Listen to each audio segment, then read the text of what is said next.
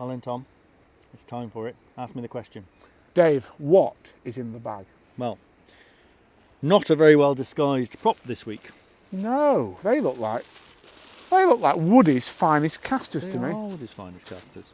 The point of this, we've done this before actually, we've talked about bait on here. However, recent events have led us to have a further conversation about casters in particular. Some fisheries have either banned them or limited the use of them. Yeah. I don't know the full story. I know you'll know more about it than me. So I wanted to have a little chat about it and get to the bottom of what the reasons behind that are, because I'm sure there are good reasons. There are good if reasons. It's not universally popular. There are very good reasons for it, Dave. Look, at Lindholme last year on the Spring Festival, Jordan and I fished up there. We always do. It's the Drennan May Festival. It is. And basically, it got to the point where the more bait you fed, the more natural bait you fed, the more fish you brought into your peg, and the more you caught. And that was the top and bottom of it, really. Right. And our bait bill for the week was astronomical. I mean, my bait bill, or our bait bill from Wickersley, was about 800 quid for the week. Wow. For 5 days fishing for two people, so 400 quid each. 5 days fishing, 2 days. Same as that a day? 80 quid a day each. I don't think I've ever spent, you know what I mean, and I fish some pretty bait-hungry venues. That's a lot of bait, isn't it? And there were people taking more bait than us. And you didn't, and you felt you couldn't compete unless you had that sort of... You had to have it, yeah. The more you fed, the more you caught. It was as simple as that, really. I believe Lindholme was one of the venues that have recently It was Lindholme that sort of started it off, to be fair. And I can see why, because anglers were taking stupid amounts. Me and Jordan were taking a lot of bait that week. There were a lot of anglers taking more bait than us, though. I mean, it's frightening, isn't it? That's a frightening amount of bait and cost. So why the ban as opposed to a limit? Well, this is what I'd like to explore, because I'm not 100% sure a ban's the right way of doing it, but I can see why Lindholme have taken the steps that they've taken. Because at the end of the day, a limit's difficult to enforce. If you're going to limit something, you've got to go round and check that everybody's taking the 5 pints or 6 pints or whatever you choose. A ban, it's pretty obvious, isn't it? Yeah. If somebody's got too much bait, if somebody's got the forbidden bait, people know what a cast are like when it goes in, they know what's on the platform, etc., etc. Yeah. It's much easier to disguise. So I guess that's why they've done it.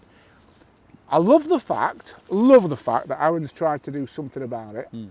Whether that's the right thing, time will tell, and footfall will tell. It will. And can I ask, was there another fishery that did the similar or same? Herronbrook did the same off the cuff, Yeah. and then reversed the decision after a popular vote. Okay, so my point on this is bait bans aside, baits or whatever in that, as we've said all along, we've had discussions about pellets, fishery owned pellets, things like that in the past, but it is up to every fishery to run its fishery how it sees fit.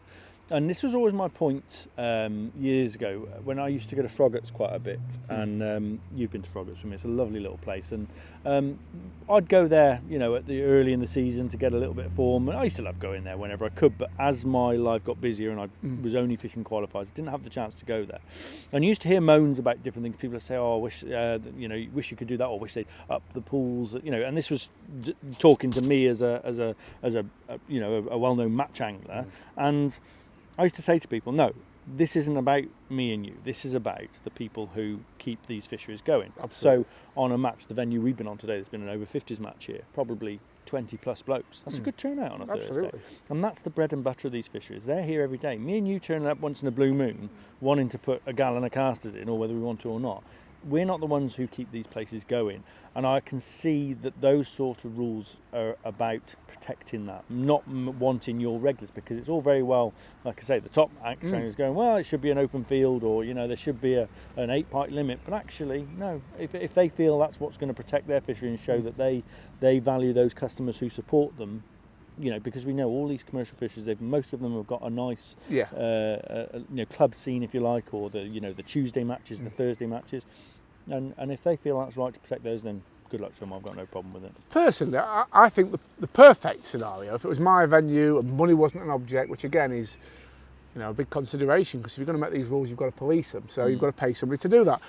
I do like a limit. And the reason I like a limit is twofold. First of all, I think if you say 8 pints of bait, it's quite sensible. Like, I've never really felt with an 8 pint limit that I've not had enough to feed. Yes, you have to watch it and make sure you're not properly blasting it in. But at Munkall last week, I think there was a 6 pint limit on maggots and casters. I didn't feel like I was too restricted. I had to just watch what I fed and through the day I managed it. It keeps costs sensible, so you know that 30 quid's probably going to cover you for your bait, you know, which is reasonable and realistic. But there's a flip side to it. I work in the tackle trade. A lot of my friends own tackle shops. And the other nice thing about a bait limit is it encourages people to buy bait. So you've always got people taking a sensible amount of bait. I'm not one who wants to kill people buying bait.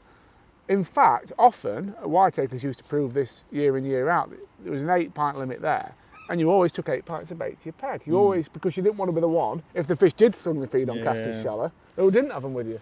I think that's, you made an important point in there as well, as, like, you know, I love that. I've always condoned this, going to your tackle shop, getting your bait. I order these on a Monday, I pick them up fresh on a Friday, for me, whether it's winter, whenever, you know, on the river, commercial, and that, I know that relationship with the shop is important. Now, he obviously would as my mate. He's had my business for years, but he also looks after me. Doesn't give me bait, but he looks after, because it's the same as anything. If you go into I don't know, any shop, if you bought I don't know, £100 worth of potatoes every week off a potato dealer or something, he'd probably start giving you a bit of and that's how tackle shops work. And I think, you know, we shouldn't try and, you know, we don't want to see that going. But I get the limits. I get why the fishers are doing it. I've got absolutely no problem with it at all. With them making their rules for the better of the fishery, but I'd be disappointed if I went to a match where I couldn't put casters in the summer, or, you know, that sort of thing. I don't like not being able to use lots of baits. No, I don't. I don't like the idea of a ban. I can see why Lindholme have done it, and I don't necessarily, I wouldn't say necessarily disagree with it. All I'll say is it'll be very interesting to see how it turns out for them this year. Hopefully, for their sake, they get some more footfall, because people know it's cheaper matches to fish, etc., etc. But personally, my ideal scenario, if it was my fishery, it'd be a ban. It would be a limit, should I say, but it'd be enforced, and that isn't always easy. No, it's not. Do you know what I'd like to see more of as well? I've seen this. I think they do this on the continent somewhere. It's just matches where everyone has the same bait. Yeah. So, like, you all get 6 pints of maggots, and you can do what you want, feed them how you want, where you want, when you want. But everyone gets the same. Yeah. Almost like, I don't know, you'd have them handed out at the draw, or, you know what I mean? Something like, so it couldn't be cheated almost. It's like Woodlands View do their blue pellets or something like that. You know, whether you could invite, you know, just have everyone on an even playing field, but it probably wouldn't be popular. But it's just something that I know has gone on in the past, and it always interested me. No, I love the continental rules as well. You know, I'd have no problem fishing a match with a 3 pint bait limit from a personal point of view, in terms of, you know, you just have to make do with what you've got. If it's the same for everybody, it's fair enough. But ultimately, if it's about how much you can throw in, then it's never going to be a fair playing field, and I get that. No, exactly. So there you are, folks. Casters are in the bag. We've put the world to rights. I'm going to catch some fish on them now, Tom. I think we are, aren't we? Shall we go? Yeah, I think Let's so. do it.